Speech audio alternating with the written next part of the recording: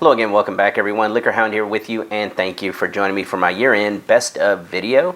This is where I showcase all my favorite spirits that I've tasted throughout the year and busted into their individual categories.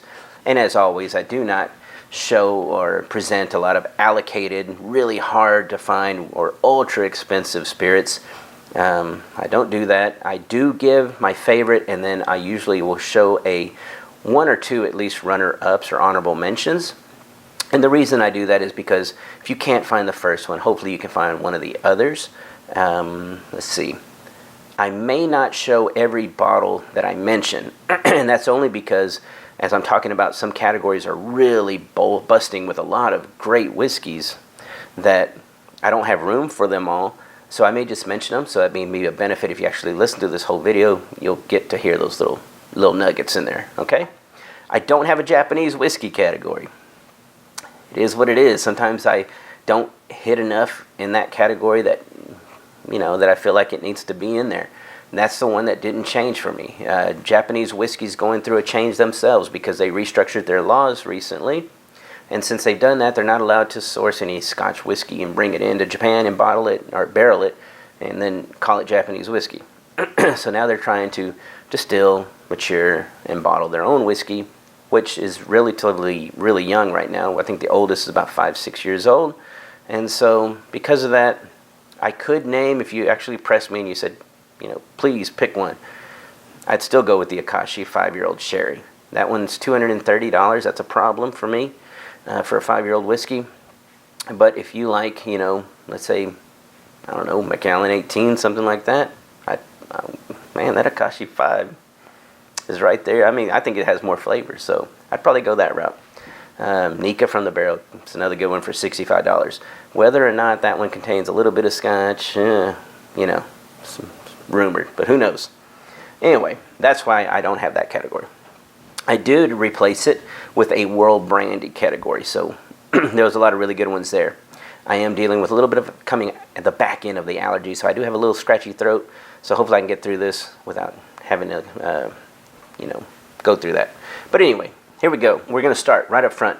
Canadian Club 43-year-old. This is going to be my Canadian whiskey of the year. It's coming out of the Chronicles line. They've been doing this for several years. So they started with the 40-year-old, 41, 42, and now the 43.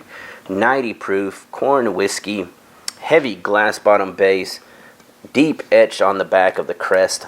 Retail pricing on it is going to be about $300, $325. I have seen it as low as $200, so hopefully, that's where I found these, you can find these for about that price. That's a great buy at $200, but even at $300, to get this experience, I think it's actually worth it.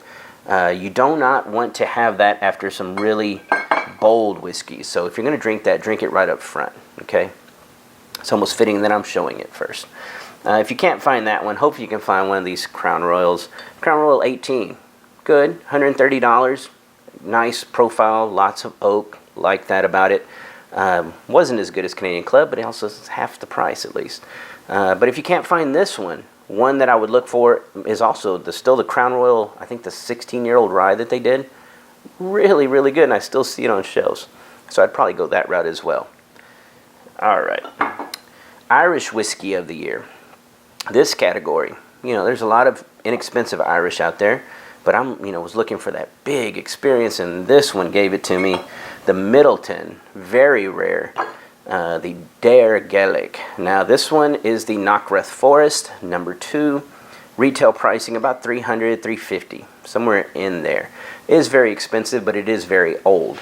In other words, the Midleton cask that they were using was somewhere between 15 and I want to say 25 or 26 years of age before they were finished in.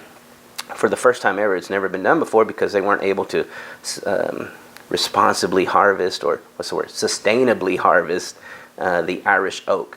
But now they are. So they have Irish oak casks built, and these are finished in them. Knockrath Forest for this one, okay?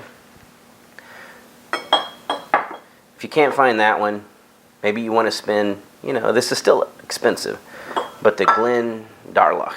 The Glendarloch 17-year-old is using Mizunara oak casks. So that's a very leaky cask, but it imparts very nice flavors.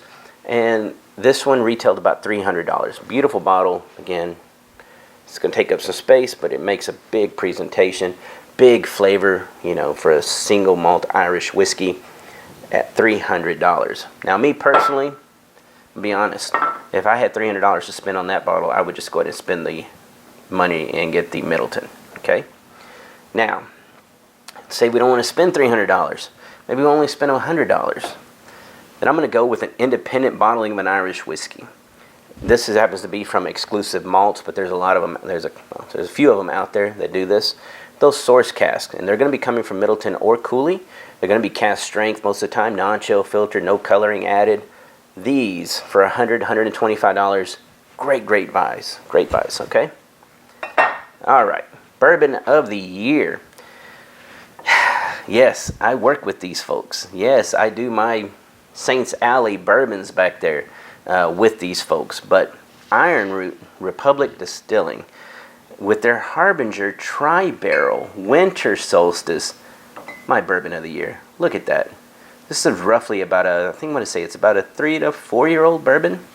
Tons of maturity. I think 54 months for this one. But lots of flavor.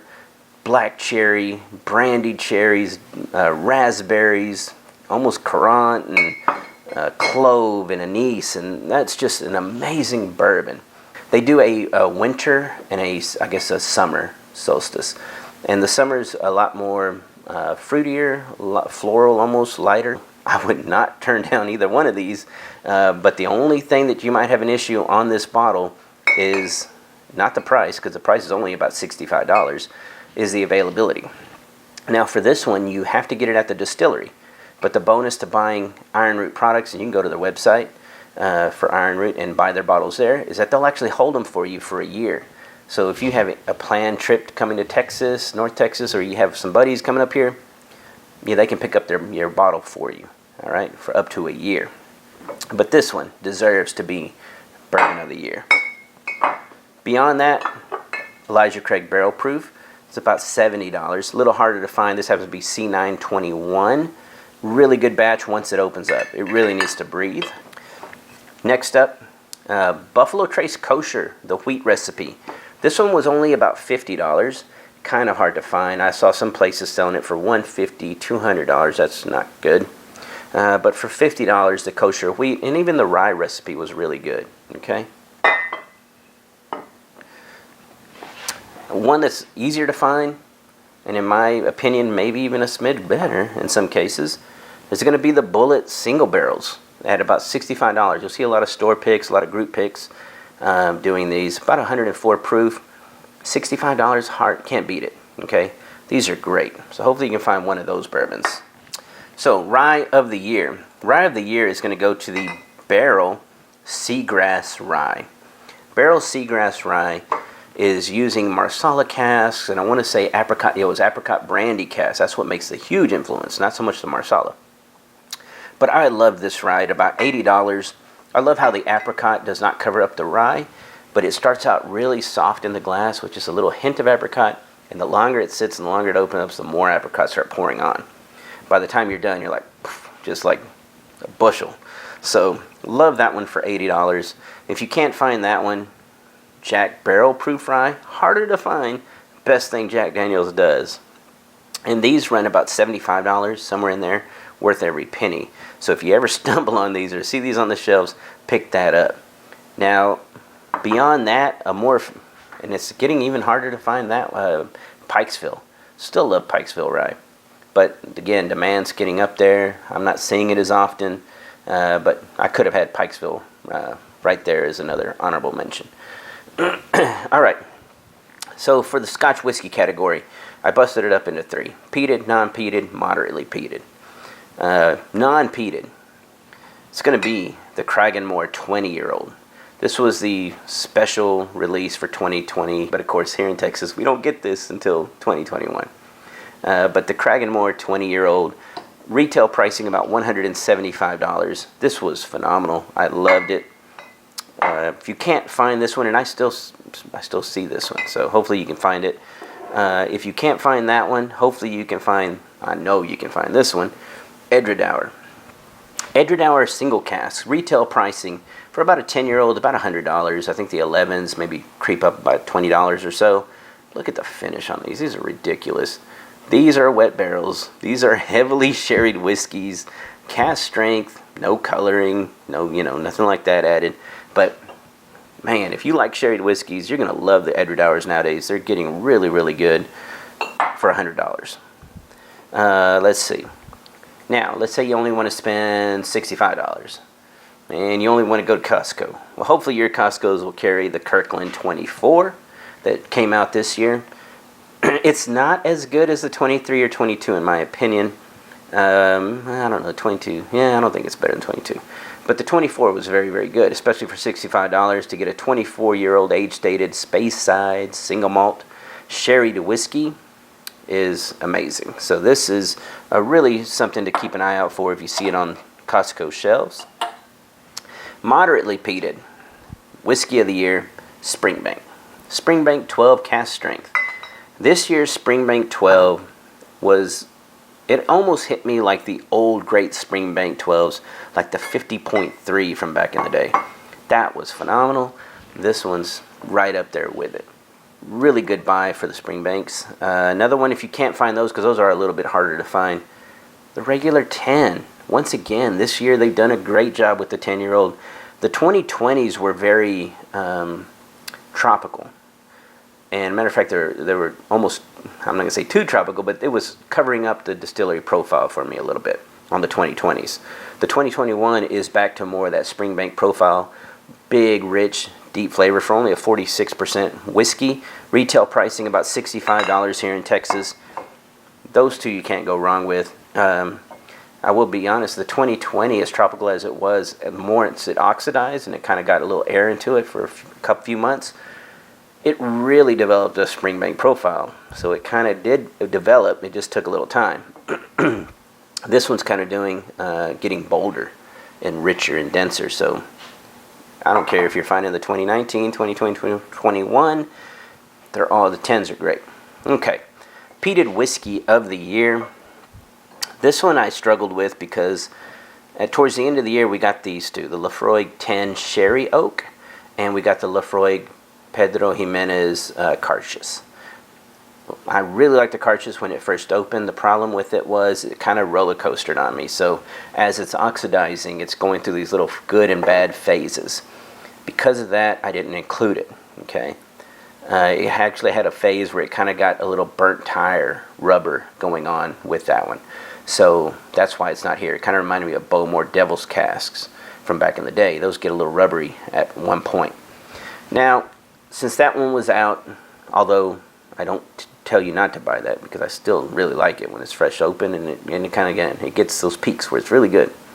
But the Sherry 10 was great when it opened, and great as it breathed. So it's an easy drinking Laphroaig comparatively to where they've been kind of in the past recently.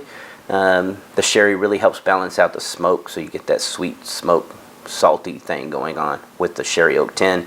At only $65, $70, this is going to be my peated whiskey of the year, and it is easy to find. This is still sitting on shelves near me. Now, if you were wanting to explore a little harder, you're looking to spend a little more and have a little more impact of flavor. Early in the year, I was impressed with Ardbeg Scorch, the committee release, because they do the committee is always the tan label, and then they'll come out later with the regular version, lower ABV, the black labeled Scorch. That one I'd pass on, but the committee Scorch was worth it. About $150 for these. Very, very good Ardbeg. Probably one of the better ones coming out since I think, I don't know, Dark Cove. Dark Cove was very good. And then from there they kind of took a dive for a few years, with the, well, Kelpie was good. Kelpie was good, but then they also, I think it was Drum and Grooves that were kind of like the low point for me. And now here they are with Scorch. They're coming back up. So really like that one. Let's see. Last year's peated whiskey of the year was Octomore. 11.3. This year, the 12.3 is going to get an honorable mention. If you can't find 12.3, 12.1, and 12.2 was really good. That's, I think, duty-free. But Brook Lottie Octomore, once again, a great pickup. Only problem is pricing. The pricing continues to go up on these. I think now we're at about $250, $275. I went into one store recently here in North Texas and saw it for $500. I'm like, that's not worth it. So you'll see some crazy prices in a lot of these, but don't fall for it. All right, Armagnac of the year. It's going to go to Delord Armagnac. Now, could I pick a specific vintage? Of course. You know, this 25-year-old is great. It is a great value. You know, it's only like $80. So for me, the Delords are always great. And you can go the 30-year-old, the 40-year-olds. I think the 40-year-olds are only like $275 right there. So they're not even cracking the $300 mark. And all their Armagnacs are great. The only thing you have to remember on Delords is they love to breathe. So you have to drink them past their shoulder and then let them sit for, now they take months. They'll take probably 6 months to a year to get to their peak where they're just like, oh, this is it. The cinnamon's jumped way off. Now the fruits are developing and the chocolate's coming out, and these get the anise and they get great. So Delord, this happens to be the 25 for $80. It's going to be my Armagnac of the year. It actually did edge out the La Encantada XO at only $100. These XOs are really good. A lot of picks are coming out from them. In other words, some groups, some stores will do picks of the XO, and they'll be about $125 as well. They might have slightly older casks, but they're usually about 20-year-old-ish Armagnacs in them. Really good values. Okay, so that's where I would go there. Cognac of the year is going to be, this one was a struggle. You know, there was some good ones coming out of Benny's, and some stores out in California were doing some really good picks. But for me, PM Spirits, easily to find for me. And they're just their regular XO at $100, $125, just was great. It has a ton of the apricot and peaches that I'm looking for, and some really nice cognacs. And then it has a little bit of that rancio where you're starting to get into the grapefruit oils. You're starting to get into a little bit of nuttiness. These are getting there at only $100 and $125. PM Spirits. They do some really old stuff. They have some cognacs that are like in their 50s, upwards of 90 years old for about $500. They're really good as well. The one thing I will say about that one is it doesn't oxidize super well. So if you're going to drink those, kind of drink them up or gas them constantly, because you don't want that to change. Beyond this one, runners up, honorable mentions, is going to be the Hein bottlings. Now Hein, they do a great XO. I would highly recommend that one.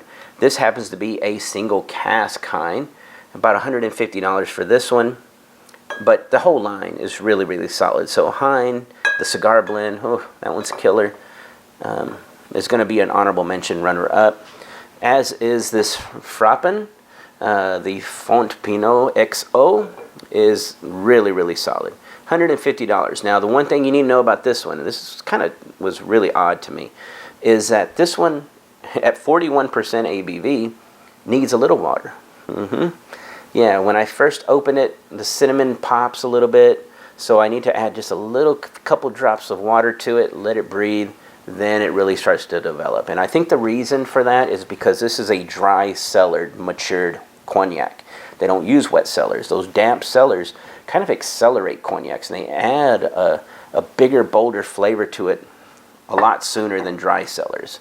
Dry cellars have to be about 20, 30 years old before they start really hitting their stride for me. To whereas a wet cellar, 10, 15, they're already starting to get there. So this being all dry cellared, in the reason I think this is about 15 to 20 year old, so it does have a little bit of spice on it initially, so you need the water or the time to let that open up. At, again, $150. Okay, brandies, world brandies of the year. This category was full. Matter of fact, let me show this one. Let me grab it. This Jaime 30-year-old from Torres was really good at about 125, 130. It's a very good bottle. But hands down, the best one was the Asbach 21 coming out of Germany. About 165 retail. It's a beautiful brandy. Matter of fact, I mean, I'd probably take this over, even over those. I mean, it is great. As a matter of fact, that whole line is phenomenal. They do a 3-year-old, and that one I'd probably pass on unless you're going to mix it in a cocktail or something. But the 8-year-old, the 15-year-old, and this 21 are all great values. I think the 8's only like $65 or something like that. Pick that up if you see it. Give it a try. You'll kind of see where trajectory this is heading, but this is elegant. This is really nice. If you can't get this one, maybe you can find this one, the Roger Grolt 18-year-old Calvados. This was phenomenal because it's made from apples, being a Calvados. Sometimes they can use pears depending on the region, but this one's all apples. But at 18 years, this one is already reaching rancio tones that, to me, cognacs have to be in their 30s or 40s, maybe even 50s to reach. And maybe it's climate, maybe it's the cellars, but wow, this is packed full of blue cheese, walnuts, damp cellar, like damp soil almost. Sometimes they'll get into mushrooms. That's kind of where this is. So if you like all that and you want to experience what rancio is, go with this one. Matter of fact, they also do a 25-year-old. That one's even better. So depends on what you want to spend, because this one's $130, and I want to say the 25 is like $250, right there, somewhere in there. It's a bump in price, but man, they get just full of old brandy character. All right, now tequila of the year. We're going to go with Fortaleza. They just keep doing it each and every year. This their winter blends. Last year, I think I may have had... No, last year was a still strength Blanco, which I still have here because I really loved it. But the Fortaleza winter blend is their once a year special cask kind of influenced tequilas. Reposados, so they're only about 6 months old, maybe 10 months, somewhere in there. This one happens to use a little bit that was aged in Marsala casks.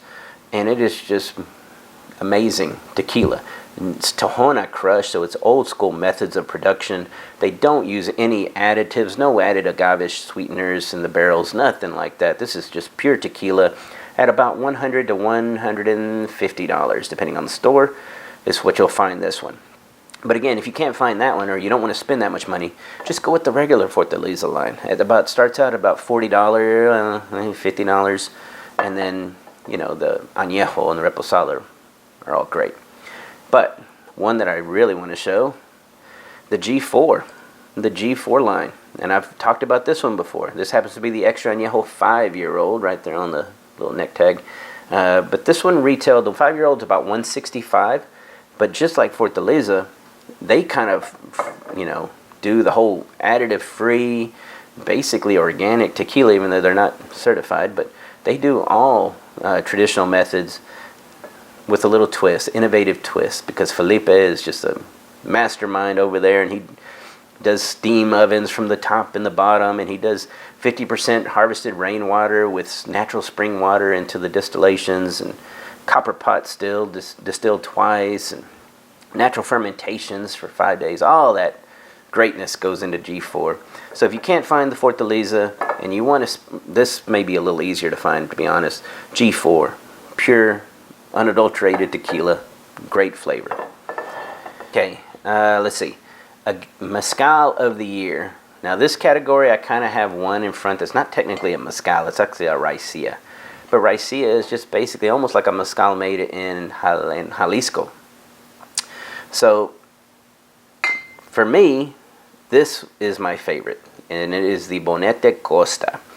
And the Bonete Costa just means it's a coastal little distillery, because they have a still up in the mountains, the Sierra, and they do that bottling as well.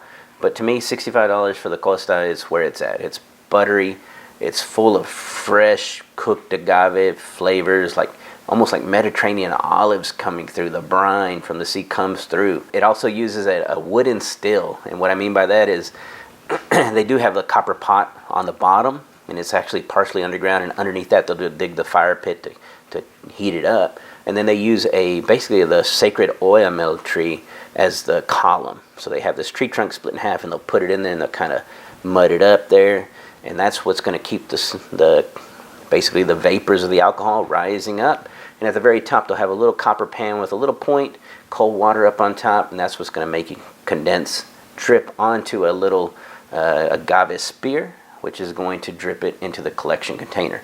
It's very old school method, but the Bonete Costa is going to be my favorite non-tequila agave spirit this year. If you want me to choose a mezcal, I would just go with the Rye Campero line. The Rye Campero is always great. This one is an ensemble. It's basically like, I think it's called Veridad. It's 4 different agaves blended into this one. As a matter of fact, it's my favorite of the line. Retail pricing on it's about $150 for this one.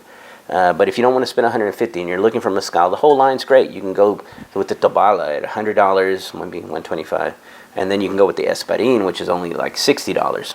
And they do like 8 expressions, and they're all fantastic. Okay. Matter of fact, they even sell them in little like half pints. So if you want to try the bottle without buying the big bottle, you can try those. All right, rum of the year. Rum of the year is going to go to Holmes K. Holmes K is an independent bottler of rum. They go out all around the world. I've seen, all these, the typical ones you'll see. Belize, and this one is Mauritius. And so they pick up these casks. This one happened to be aging on that Indian Ocean island for like 15 years in ex-cognac casks. And they're usually done by picks. In other words, groups will pick them or a store will pick them. And this one is, again, no coloring, no flavorings added, no sugars added. It's just cognac good. And if you find one of these that's aged in cognac casks, probably should buy it. These were just phenomenal. The cognac influence was very old. You get a lot of that grapefruit pith, grapefruit oil coming on it. It was just ridiculous. 50% ABV. Retail pricing, again, $100. Somewhere there, $125. Any of those are great. Belize, fantastic. All right. But runner-up, rum of the year, Foursquare. You can go with any Foursquare you like. They're all really good. They're all additive free coming out of Barbados. This happens to be the Shibboleth 16-year-old. And this one was my favorite one coming from them this year. Was not cheap. It was about $170, $175, somewhere in there. So it wasn't cheap, but it is 16 years old. It does use the typical pot and column distilled rums to create it. And it's just a great, great one. If you're looking for a gift, this is definitely a way to go. All right. Let's see. Vodka of the year. This one I kind of struggled in as well because, I know what this is. This has been my vodka of the year before, and it's going to do it again because nobody beat it. There's other really good vodkas. You can go with Jewel of Russia or the Beluga Gold Line, or maybe you want to go with, what's another great one down there? Cheap one. Maybe you want to go with Sobieski, Monopolo, or something like that. You can do that, and they're all really good. Imperial is another good one. Russian Standards are always good. There's nothing wrong with any of those, right? But for me, I'm always looking for that bar, and this to me is a good bar. It's got a great price at only about $30, $35.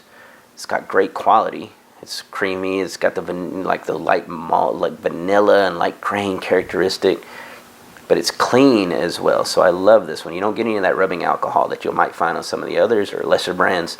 None of that. But maybe you don't like Beluga, or maybe for whatever reason you can't find Beluga. Now this might be a little harder to find, actually, to be honest, because it's a little lesser known. But Skeptic vodka.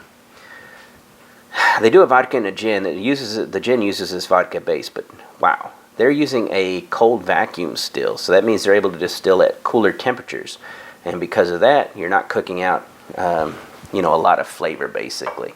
So it does stay very crisp and clean.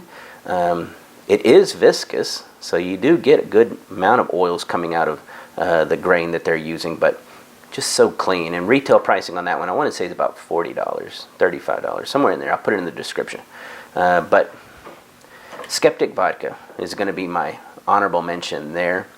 But like I said, you could go with Soviets. You can go with a bunch of those other ones that I mentioned. You're going to be just fine. Matter of fact, watch any of my other vodka videos, because there you'll see all those that I've reviewed. I've done all the big names, and you'll see how I rank them and what I feel about them. Okay. Lastly, gin of the year, another good category.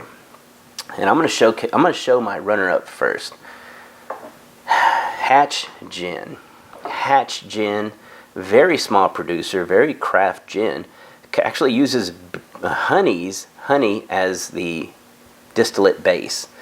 So it's kind of crazy, but that's what he's doing, and you can actually taste it when it comes through onto this distillate. It has the typical gin profile, a lot of juniper and stuff and so on.